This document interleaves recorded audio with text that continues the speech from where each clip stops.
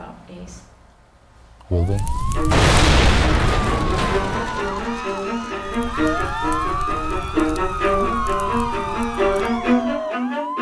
That night, the longest night in all my years. In the bedroom, a watchful black Labrador sniffs the air and nudges his sleeping guardian.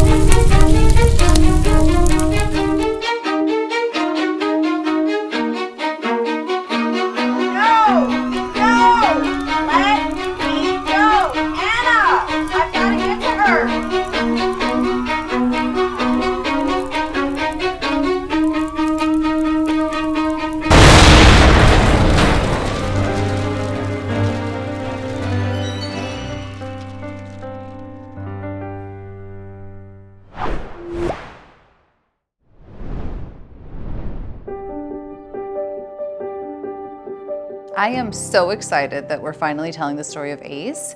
Ace has been a character who has been lingering in the background in a lot of our other animated shorts. Ace was this hero that we didn't know much about. We knew he was important and that he inspired all the other guide dogs. And everybody started asking us, what did Ace do? What's the backstory on Ace? And that's how we got to this point that we had to share why Ace is such a remarkable dog.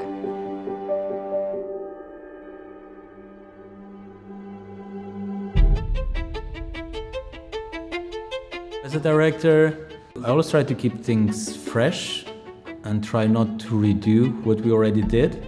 It's a technique where we're mixing 2D and 3D. We plan everything out in 3D, and then we take that and we replace the backgrounds with the 2D paintings. The characters are also 2D. So we really have three main characters within this film, and that includes Joe, Ace, and Anna. The first character is Joe, and we first get to learn a little bit about Joe when we're in his apartment. He was an EMT that lost his sight saving a little boy when an explosion happened. Another character that we have is, of course, our heroic dog Ace, and we get to get glimpses throughout the entire film about what makes him so special. I always say this is our Captain America story. We had to make him look more like a male and athletic male Labrador while keeping it cartoony, stylized, and he does have that superhero, muscular, athletic character. My favorite character to design maybe was Anna, because she's really cute. I love designing babies and little kids so bad. And there is a little surprise about Anna at the end that we can't wait to share with everybody. We chose to set the story in the 1980s. This is really important because Dogs Inc. was founded in 1982. So this really goes back to the beginning and the roots of the organization and how important this dog was from a very early time in our history. So all the wardrobe design, prop design, vehicles, everything is based on a research we did about how it was in the 80s. Some things that we have found quite curious and funny is the outfits. I mean, they're super colorful and stand out a lot. I like the way they design objects and shapes and colors in the 80s. I think they use more powerful colors and shapes, so for me they makes them more interesting and actually fun to create.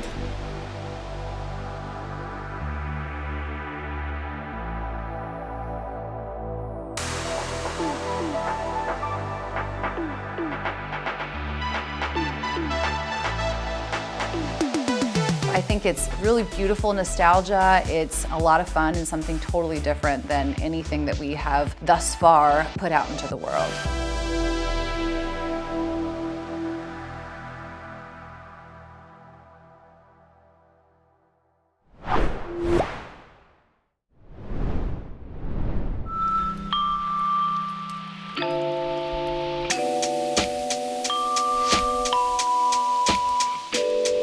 Okay, so the music and my comments are always just related to like mood and emotion.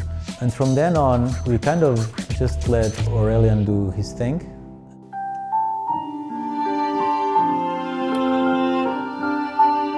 He told me that it's gonna be a 5-minute movie, but with a lot of things happening. So this time I was excited to elevate my game. 1, 2, 3, 4.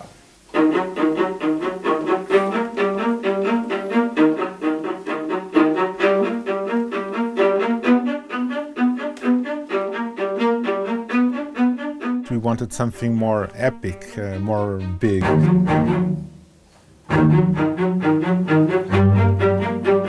We had this time 10 strings and we doubled the strings, so it sounds like 20 strings and not 10 strings.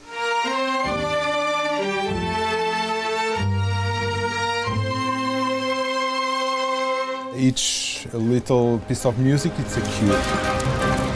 This time we will have an action cue, we have drama, we have emotional endings.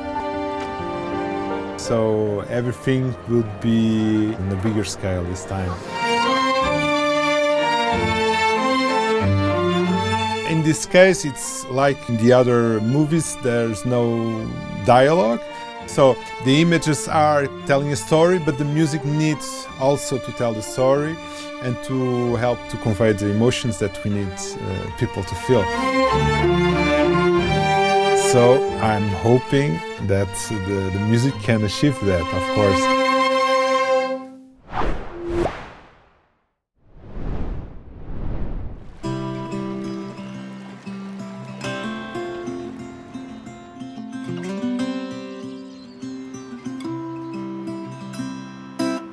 Over the years, we've learned things with our animated shorts and people just love them, and we wanted to be able to give them more than just the film, and so we decided to add in other elements this year, including an audio story. I feel like this needs to come down. It was really important to us to find an amazing narrator for the story. And a number of years ago, we filmed a independent movie here called Apple of My Eye, and it starred Burt Reynolds and Amy Smart. How does that sound? Testing 1, 2, 3. She's such a beloved actress that we knew that she would be the perfect person to narrate the story for us. I immediately was like, of course, I would love to. I would love to be part of this again.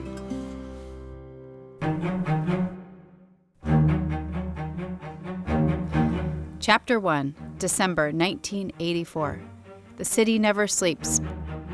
When I first read this story of Ace, I thought, wow, it's so incredible what dogs can do. The alarm, sirens, smoke, fire. Joe's hand sweeps across the nightstand and searches out the worn leather guide dog harness. Ace jumps into his favorite position, harness on, and as Joe secures the clasp, Ace leads him out of the bedroom. When narrating a book, I think about reading it to my daughter at night and just how I would just say the voices to her so she could understand the character and the story better. That dog's a hero, another man mutters. He saved that little girl. One of my favorite characters in this story is Anna, because she's just this innocent little girl whose life gets saved by Ace. I think Amy's voice is just so special because it does have that nurturing quality to it that really just allows you to dive into the story and really feel a part of it. The guide dog instructor enters the courtyard, her eyes tracing the familiar outlines of the expansive training facilities nestled among ancient oaks. She approaches the statue in the center. Made of gleaming stone, the black dog stands proudly, front paw raised, ready to take off. To be this selfless and to give back and to train these dogs to help other people, I think the whole exchange is just really pretty incredible. She examines the inscription. Ace. His courage and service guide our paths and inspire our minds.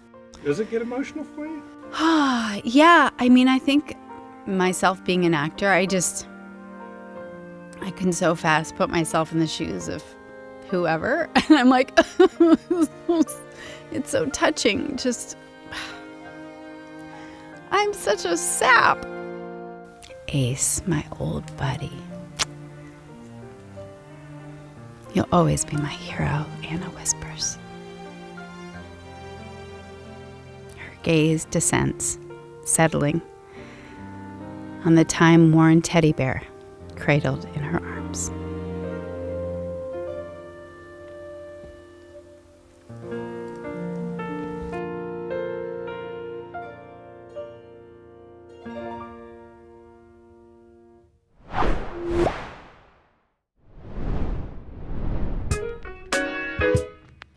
Yeah, she's it's really up to you guys.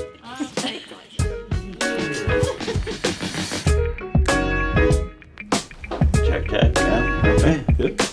Another exciting piece that we have for the ACE film is we're actually doing an audio film. And this is really trailblazing because this is going to have actors, if you will, playing parts within the film in really rich, robust sound files that are in surround sound when you listen to it.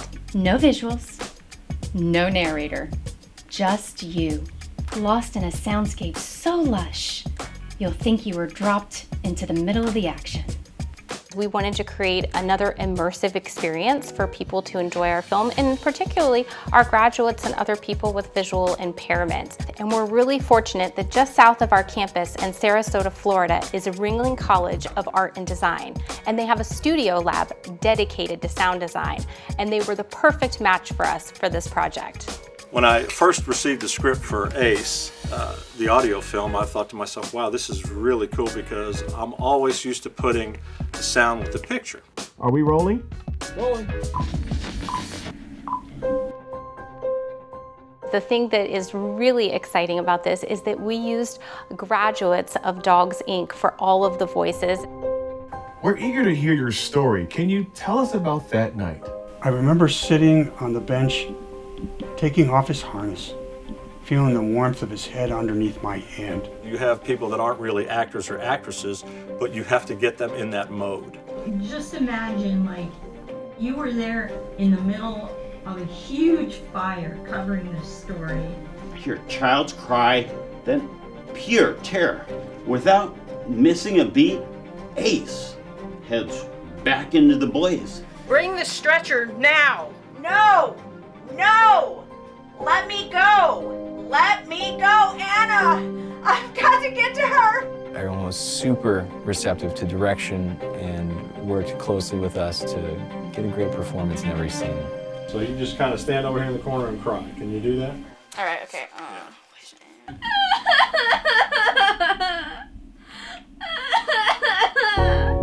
When you're doing sound design, you're building in layers. They're going to come out, they're going to run across some gravel. A lot of the sound effects, too, we made in the Foley room. Do a foot scuff, like we come to a stop. So it sounds naturally as it should. The opening fire scene in the audio film, how many sound effects do you think there were? Maybe there were 20 sound designs? I'm right now, I think, at about 130 tracks. We'll take a listen to it in the mix. They come outside. Listen, you'll hear the crickets. And then you're going to notice the crickets are going to get overtaken by all the other cacophony of sound going on. And here comes our dog. I'm going to solo him up. Doing the scene. There he is. Sound is half the picture in a movie, and this being 100% sound, we connect with sound way more than we might initially perceive. So I think once you put that blindfold on and get rolling into listening, you'll have a very special connection with what you're hearing. Every day, for all these years, I've held on to this one memory. Look, it's the very heart I sketched with my young fingers. And even now, after all these years, every beat of my heart still echoes his.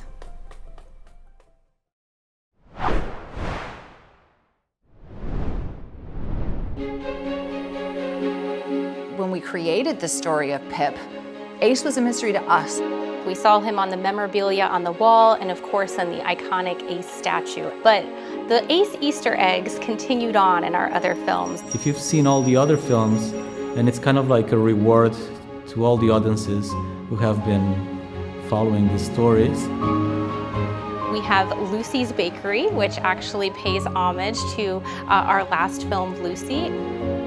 When the Ace sculpture is revealed, there is a gentleman that's pulling off the drape over it, and that's actually our director of training that we see in Pip. It's a younger version of him.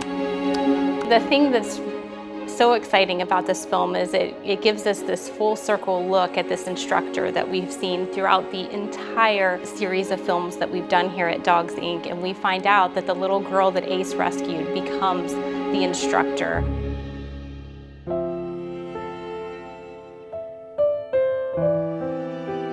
There is an Easter egg in the music as well, a reference to Pip. We're incredibly grateful to Gary and Melody Johnson for believing in our storytelling and sponsoring this film. Like many of our other films, they have made this possible, and we're so grateful that we're able to continue to share the mission of our organization thanks to their generosity.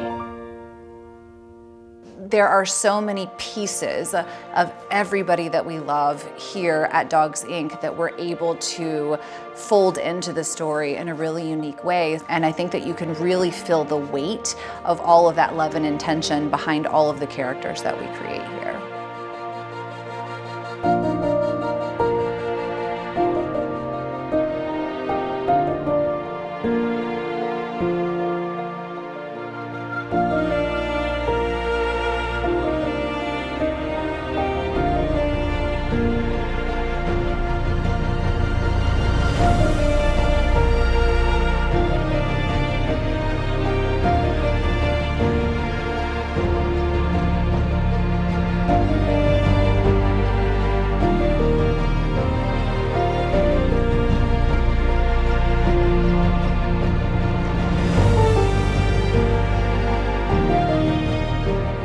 That dog's a hero, another man mutters. He saved that little girl.